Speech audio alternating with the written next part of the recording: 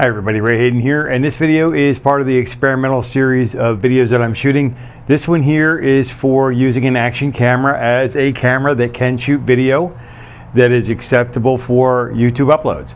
A lot of action camera footage is out there, but in this case I'm using the camera as a regular camera. The camera itself is in a metal cage, and that metal cage is just within an additional metal cage, and I can attach all kinds of things to it.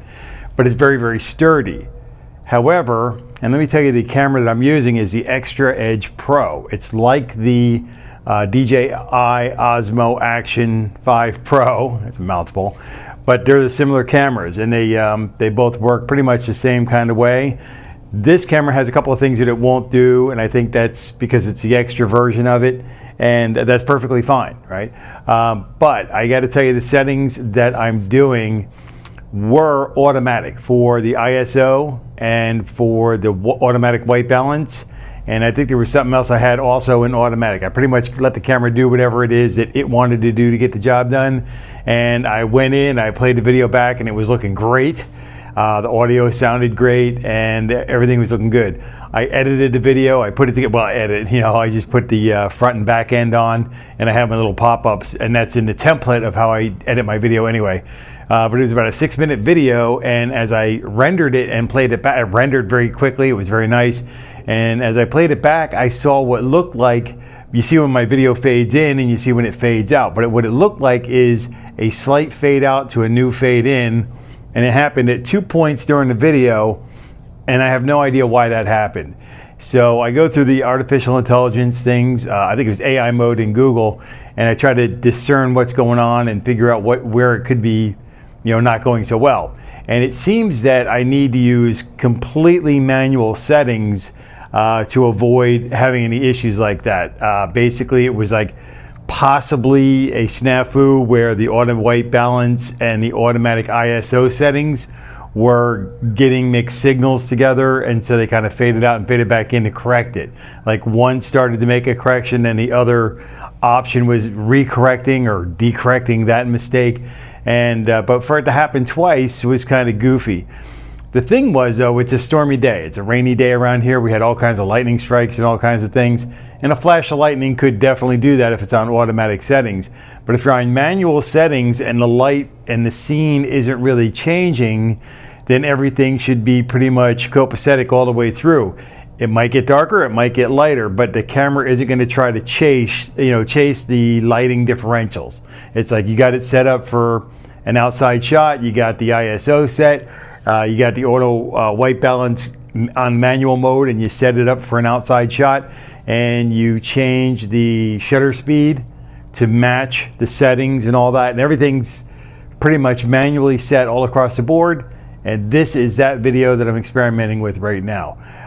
The other thing I tried to experiment with before was using pass-through power with a wireless microphone.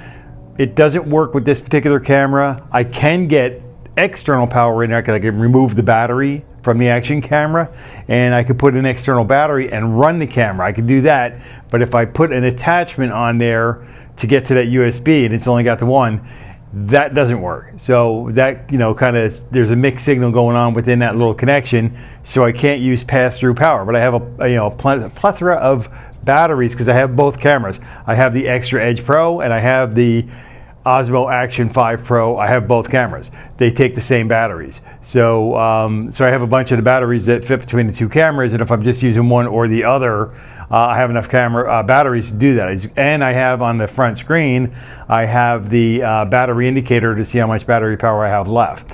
I just want to make one little note about that. The front-facing visual indicator, like the front screen on your action camera, I didn't know that they did this, and I accidentally found the setting and accidentally activated it, and I was very, very happy that I did. And what happens is I have the 16:9 aspect ratio on the front screen. Previously, I just had the square, and it was compressed, and it looked all crazy and everything else. I could see that I was, in theory, within the frame, but I didn't know where exactly or how exactly it would look on the back end. So what I was doing was I was using my smartphone as a large monitor. I prefer that because I can get a whole much better indication of where I am in the shot and what's going on. I can see everything about it.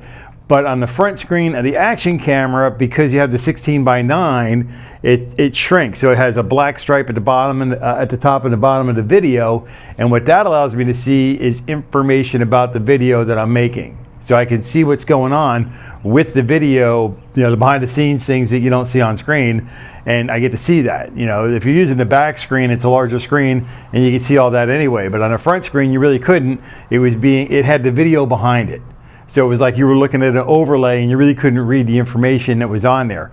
But right now I'm like 2.5 feet, 3 feet away from the screen, and I can actually almost read the numbers off of the digital counter while it's recording. So that's pretty cool. Anyways, so what we're gonna do here is I'm gonna go back in, I'm gonna edit this video, I'm gonna look at it, I'm gonna render it, I'm gonna look at it again, I'm gonna watch it a couple of times, and then if I like it, if this experiment was successful, that'd be just absolutely fantastic, make me very, very happy. I just know that I gotta use manual settings every single time to get the video that I want to look the way I wanna look it. The bottom line reason why is a front-facing camera on my smartphone actually has better than the 1920 by 1080p, or 2K, it's a better way to say it.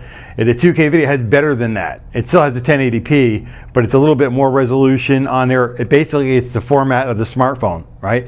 So, but open camera application on my smartphone allows me to use that higher resolution so I can use it, but the camera is really 1080p or 2K.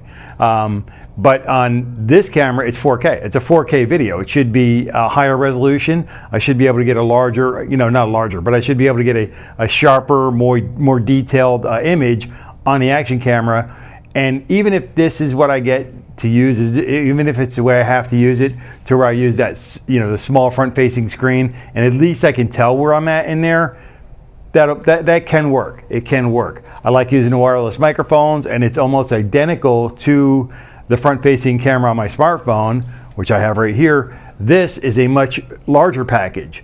Even with the external attachment to put the wireless receiver on the Action camera, for me, it's still smaller than my smartphone, right? And it's a purpose-driven camera, where the smartphone is like, oh, you get a camera with your phone, right? Still, I've been able to do really good videos, or really good quality looking, really good looking, they sound good, they look good, and I've been getting really sharp images on my smartphone that look good on a 55-inch screen. So I'm happy with that, the smartphone for right now. If nothing else can work and I can't get something better, the smartphone's just fine. And it's just something I have with me everywhere. But for the Action camera, that's something I have to make up my mind and bring it with me every single time, right? So I think that this might be a good one. If you're seeing this, I was happy with the video. Ask me questions about the setup, what I'm doing, how I'm doing, and why I'm doing it the way I am. And it'd be great to, you know, I'm very happy to answer those for you, because I like to experiment with equipment and find better, faster, more effective and efficient ways to get the job done, if you will on that. All right, so that's gonna wrap it up for this one. Don't forget to give me the thumbs up, like the video, make a comment below, let me know you came by to say hi. And if you haven't already done so, please consider subscribing to the channel. I greatly appreciate the growth on the network. And until I catch you in the next video, take care and be well.